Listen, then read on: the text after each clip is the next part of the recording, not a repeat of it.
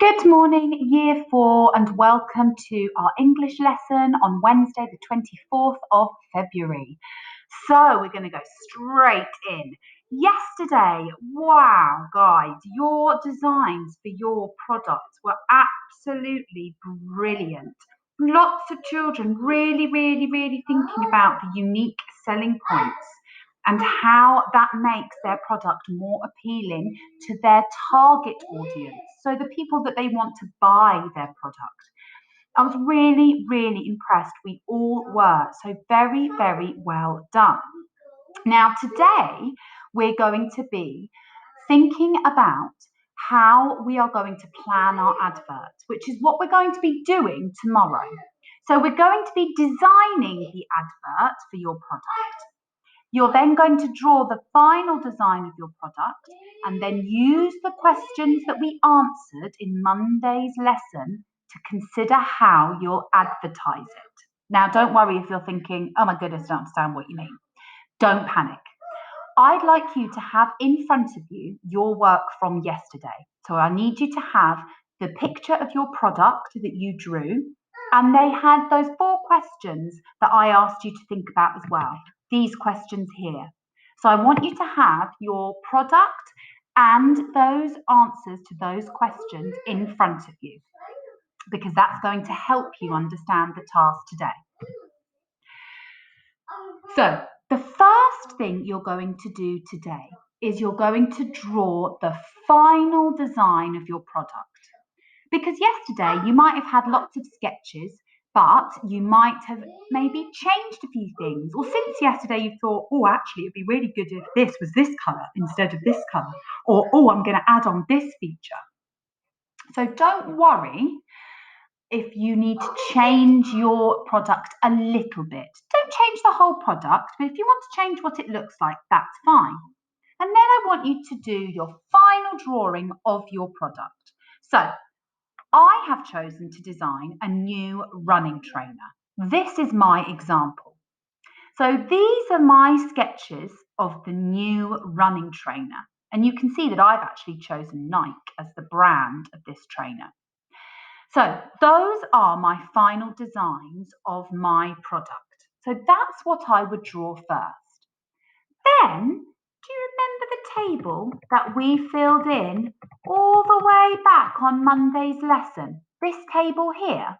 And we thought about all of those different questions for all of these different products. Well, now you are going to think about all of those questions for your product. So I have already filled mine in so that I can show you an example. So yesterday you thought about some questions. So what the product is, who the audience is, maybe if you're offering any deals, what's your product's USP, its unique selling point. So those questions you've already answered, but now we're going to think about all of these questions because this is going to help us when we design our advert, our poster for our product in tomorrow's lesson. So today you are drawing your final design of your product and then answering these questions. So I have chosen to design a new type of running trainer. So here are the answers to the questions that I have done for my product. What is the product? A new running trainer. What does it make the reader believe? Remember, reader, we mean the person reading the advert, so the consumer, the customer. So what does it make the customer believe? That the trainer will make them run faster. What appealing language does it include? So I'm going to think about what sort of words I might include on my advert tomorrow. So I think lightweight would be good because I want the trainer to feel really light and I want the customer to know that. Barely there. So that makes the customer or the consumer feel as though if they buy these trainers, they're not even going to notice that they're wearing them. And I've got the word perfection. Now that's quite exaggerated, isn't it? Because these shoes probably aren't perfection, but because I want to sell them to the consumer, I'm going to use that really appealing language that makes the consumer think, I want to buy these trainers. What does it promise you? That it will make you an athlete able to run faster and further, further and faster.